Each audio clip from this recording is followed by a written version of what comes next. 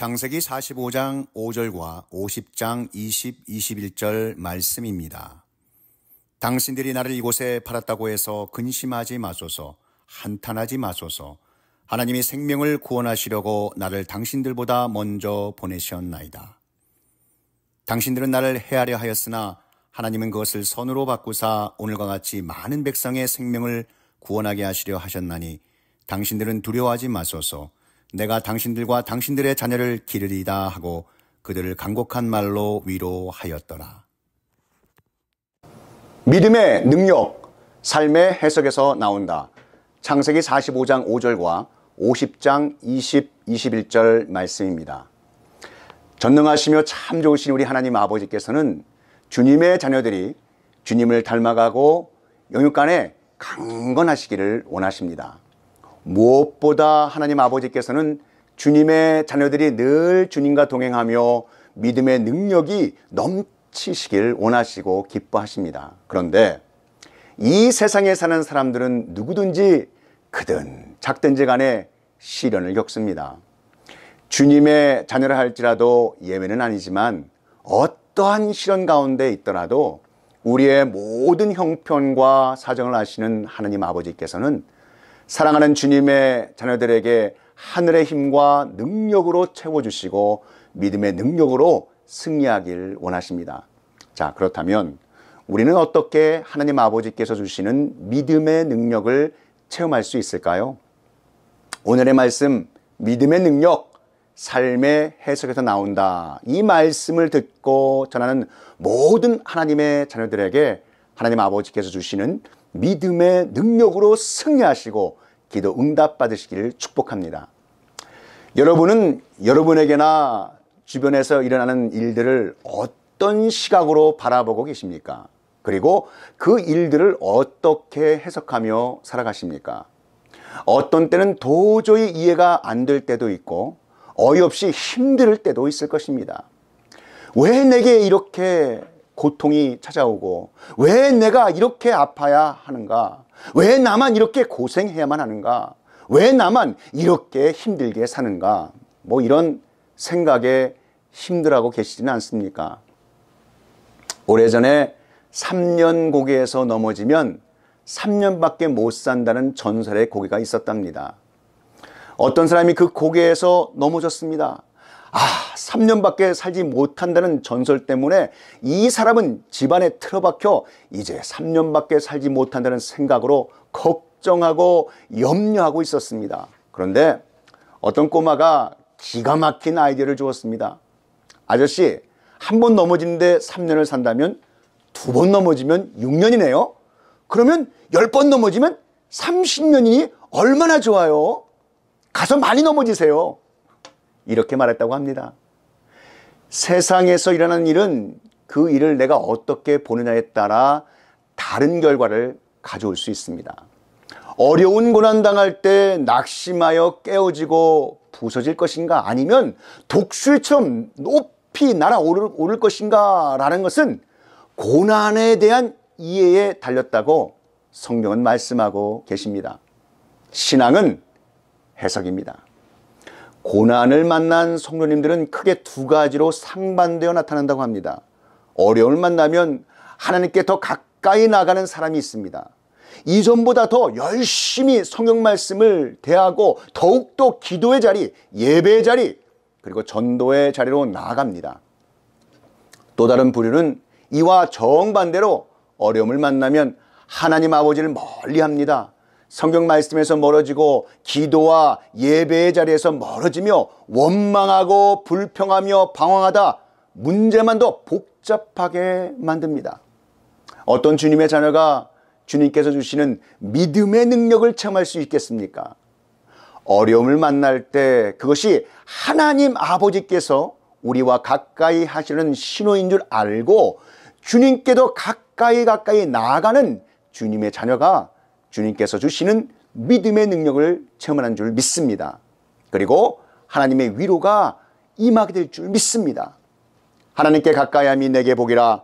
내가 주 여호와를 나의 피난처로 삼아 주의 모든 행적을 전파하리라. 아멘.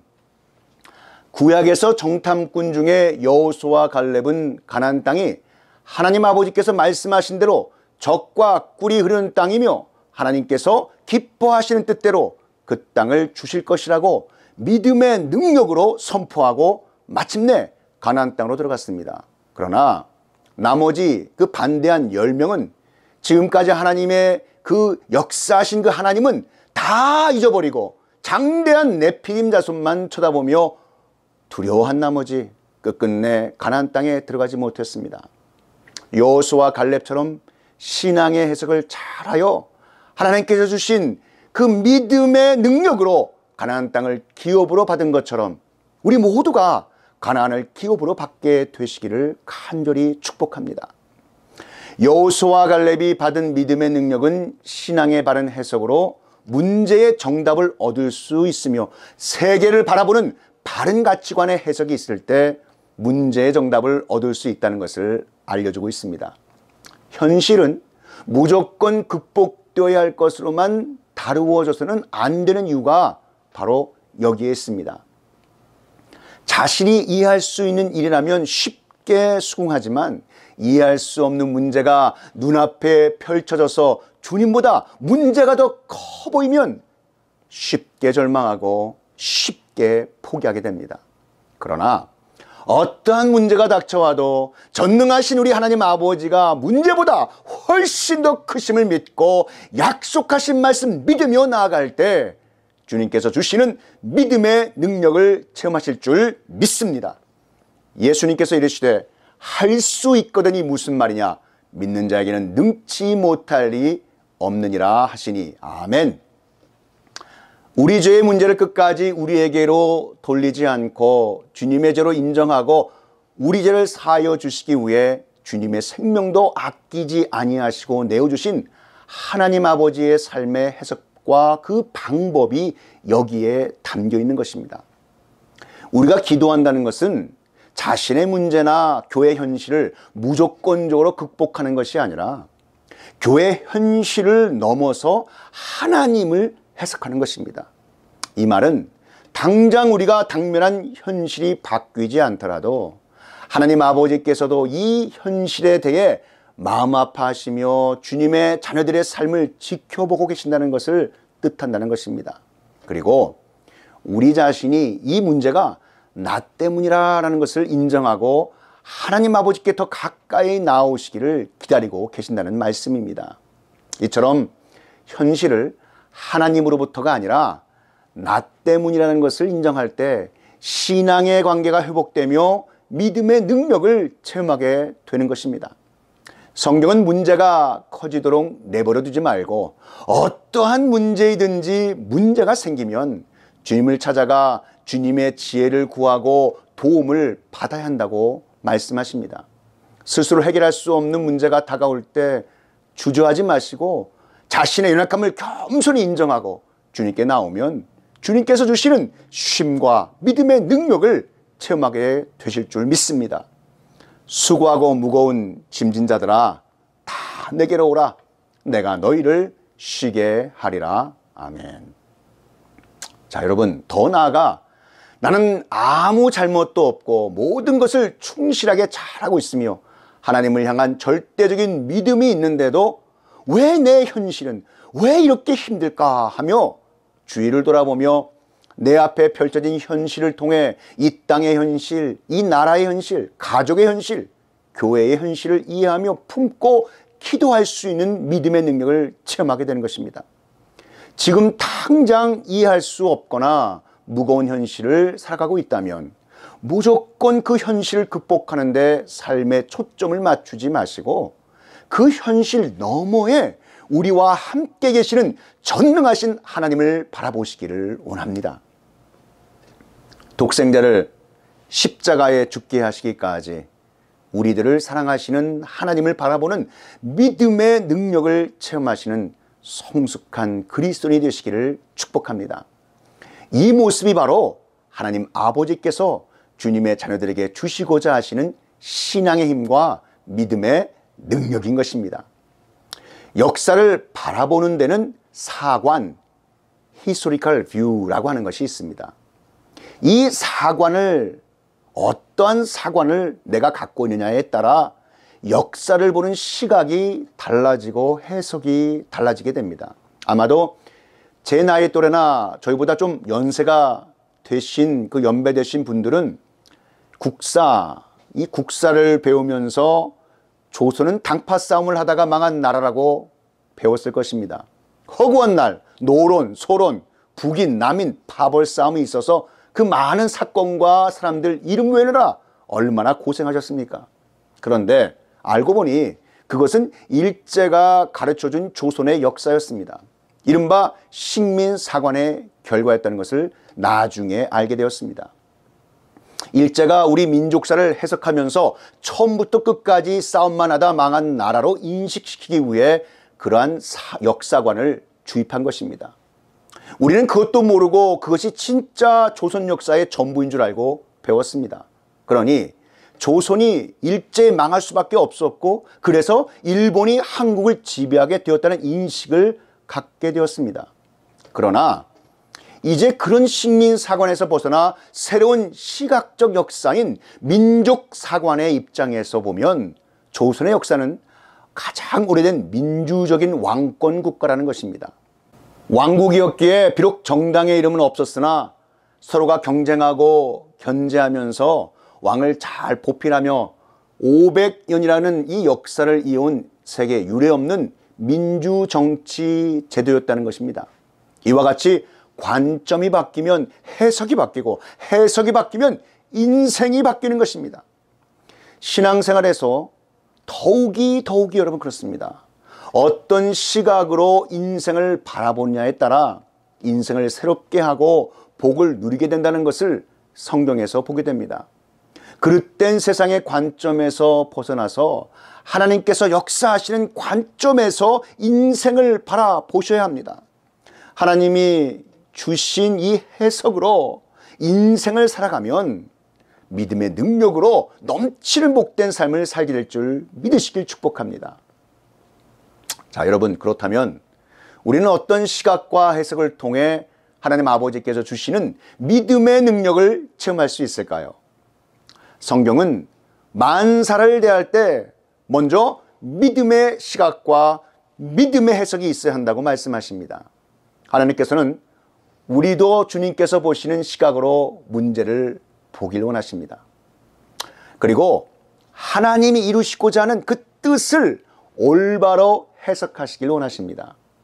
오늘 본문에서 요셉은 자신의 시각으로 사건을 바라보지 않습니다.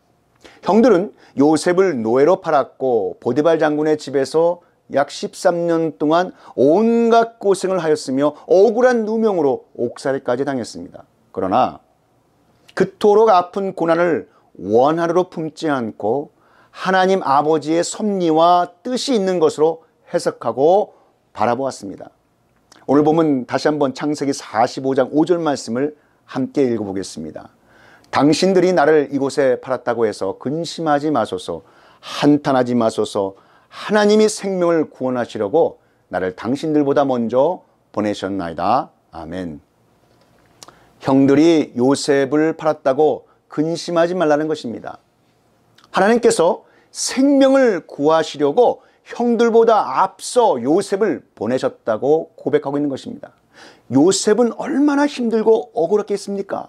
그런데 하나님 아버지께서 주신 믿음의 눈으로 보니 이런 말을 할 수 있었던 것입니다. 중요한 것은 만사를 하나님께서 역사하셨다는 것입니다. 바로 이것을 영적인 사관이라고 봅니다. 역사의 주관자는 하나님 아버지십니다. 그러기에 하나님께서 내 생명과 내 인생을 주관하십니다 라고 믿는 영적인 능력인 것입니다. 요셉은 그런 믿음이 있었기에 과거의 상처를 잊을 수 있었고 형제들을 용서할 수 있었습니다. 여러분도 요셉과 같이 힘들고 억울했던 과거가 있습니까? 도저히 용서 못할 과거가 있습니까? 그렇다면 하나님 중심의 눈으로 그 사건을 바라보시기 바랍니다. 하나님은 왜 그렇게 하셨을까요? 이해가 안 되죠? 그러나 여기에도 선하신 하나님의 뜻이 있습니다. 하나님의 시각으로 그 사건을 해석하는 지혜를 구하시기 바랍니다. 그러면 용서할 수 있고 자유할 수 있는 것입니다. 왜 하나님은 한국에서 이역만리 떨어진 미국이란 땅에 우리를 살게 하셨을까요? 이민 오신 장로님, 권사님, 그리고 집사님들, 성도님 대부분의 고백이 미국 땅에서 신앙생활을 하시게 되었다는 신앙 간증입니다. 하나님 아버지의 생각으로 보면 그 때문에 예수님 믿게 하셨고 그 일로 오늘의 나로 만드셨던 것입니다. 우연처럼 보인 사건 속에 하나님 아버지의 섭리가 들어있고 그 속에서 하나님이 이루시고자 하신 선하신 일들이 이루어진 것입니다. 하나님 아버지께서는 주님의 자녀들이 늘 하나님의 시각으로 보고 그 사건 하나하나를 해석하시길 원하십니다. 바로 하나님의 구원의 섭리가 담긴 구속사적인 시각에서 매사를 해석하길 원하시는 것입니다. 하나님은 지금도 하나님의 나라를 위해 열심히 일하고 계십니다. 하나님은 그 사역에 저와 여러분을 참여시켰고 그 일을 우리는 지금 하고 있는 것입니다. 어떤 일을 하시고 계십니까? 하나님의 구원 역사를 위해 일하십시오. 그러기에 성경에 우리가 열심히 살아야 할 이유, 우리가 믿음 생활을 잘 해야 할 이유는 그저 우리가 이 땅에서 잘 먹고 잘 살기 위해서가 아닙니다. 우리를 통해 하나님 아버지의 나라를 건설하시는 주님의 뜻을 이루기 위해 일해야 한다고 말씀하시는 것입니다. 그럴 때 우리는 주님께서 주시는 믿음의 능력을 체험할 수 있고 기도 응답받으며 더하여 주시는 은혜를 누리게 될 줄 믿습니다. 하나님은 우리를 통해 주님의 나라 백성들이 구원을 받기를 원하십니다. 그것을 위해 하나님은 우리들의 교회를 세우셨습니다. 그리고 주님의 몸된 교회 안에 저와 여러분을 세워주셨습니다. 하나님의 나라는 교회를 통해 이루어지고 영원 구원을 통해 이루어지는 것입니다. 그러기에 성경은 우리는 거룩한 일에 몸과 마음을 다하는 것이 하늘나라 지혜요 믿음의 능력이라고 말씀하고 계신 것입니다. 오늘 본문의 요셉은 하나님이 자기를 애굽에 보내신 이유를 깨달아 알았습니다. 큰 구원을 위해 생명들을 보존하시려고 하나님 아버지께서 하신 것입니다. 요셉의 고백을 통해 우리가 알 수 있는 것은 하나님은 당신의 택한 백성을 구하시려고 먼저 요셉을 보내신 것입니다. 그리고 하나님은 그 요셉을 통해 당신의 나라를 세워가려 한다는 것입니다. 그러기 위해 요셉을 애굽의 총리로 세우셨고 요셉에게 그 나라를 다스릴 능력을 주신 것입니다. 겉으로 보면 형들의 질투에 의해 이루어진 것 같지만 실상은 하나님 아버지께서 하신 일이었습니다. 그것을 요셉이 깨달아 알았습니다. 예수님을 십자가에 못 박은 사건도 여러분 마찬가지입니다. 유대인들이 시기 질투해서 못 박은 것입니다. 그러나 우리는 그 사건을 영적 시각에서 보셔야 합니다. 그 실상은 하나님이 우리를 구원하시려 하신 구속 사역인 것입니다. 그러기에 오늘 이 시대를 사는 우리도 우리에게 일어나는 사건 하나하나를 하나님 나라와 구원 역사로 보면 크신 은혜가 됨을 믿으시기를 축복합니다. 왜 우리가 선교와 전도에 목숨을 걸어야 합니까? 하나님이 우리를 보내신 이유이기 때문입니다. 인생을 바라보는 시각이 바뀌면 해석이 달라지고 해석이 달라지면 인생이 달라집니다. 사랑하는 성도 여러분, 우리가 이런 영적 시각과 해석을 가질 때 우리가 겪는 고난의 이유를 알게 되고 원수를 용서하며 사랑하게 됩니다. 요셉이 형들을 진심으로 용서할 수 있었던 것은 바로 이러한 하나님 아버지의 섭리에 대한 이해 때문이었습니다. 요셉에게 있어서 형들은 더 이상 미움의 대상이 아니라 하나님 아버지의 뜻을 이루는 데 사용된 도구들이었습니다. 요셉이 가졌던 하나님의 섭리에 대한 이해는 우리 모두에게 필요한 것입니다. 하나님의 섭리에 대한 구속사적 관점의 해석을 가질 때 하나님이 쓰시는 믿음의 일꾼이 되는 것입니다. 하나님의 자녀들의 삶 가운데 제일 중요한 바로 한 가지가 있다면 해석입니다. 믿음의 능력, 삶의 해석에서 나온다. 믿음의 시각으로 인생의 문제를 해석하시는 그 놀라운 은혜와 주님께서 주시는 믿음의 능력이 하나님의 자녀인 성도님들 가운데 충만하시기를 우리 구주 예수 그리스도의 이름으로 축원합니다. 지금은 우리 구주 예수 그리스도의 구속의 은혜와 만극하신 하나님 아버지의 그 크신 사랑하심과 성령 하나님의 감화 감동 위로교통 충만케 하심이 믿음의 능력 삶의 해석에서 나온다. 이 진리의 말씀이 증거되는 곳곳마다 이제로부터 영원히 함께 있을지어다.